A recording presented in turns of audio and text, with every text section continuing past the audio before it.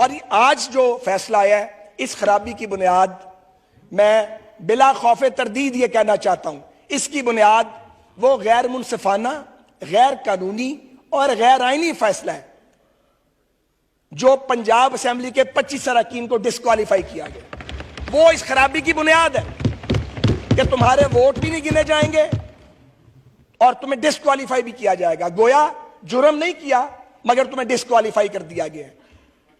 हम चल पड़े पाकिस्तान को डिफॉल्ट से बचाने के लिए। हमने इमरान खान के गुनाहों का छापा अपने सर पे उठा लिया। हम IMF के उस नामुकम्मल प्रोग्राम को ठीक करने के लिए चल पड़े। ऑब्वियसली कीमत बढ़नी थी और हमें धकेल दिया गया कि जाओ जाके अब महंगाई से इलेक्शन लड़ो। तो नतीजा आपके सामने है।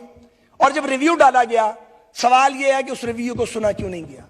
आपने रिव्यू को बैक बर्नर में क्यों डाला? यह किस तरह का इंसाफ है? यह आपकी मर्जी का इंसाफ है भाई। जब दिल करे इंसाफ दे देंगे, जब दिल करे तो इंसाफ नहीं देंगे। पाकिस्तान 22 करोड़ गूंगों, बहरों और अंधों का मुल्क तो नहीं है ना जी। और यहां जो लोग बैठे हुए हैं वो तो सारे 13 14 बार जेल काट आए हैं। डिस्क्वालिफिकेशन का भी कोई खौफ नहीं है किसी को। तो क्या इस मुल्क को इस तरह लेके चलना है?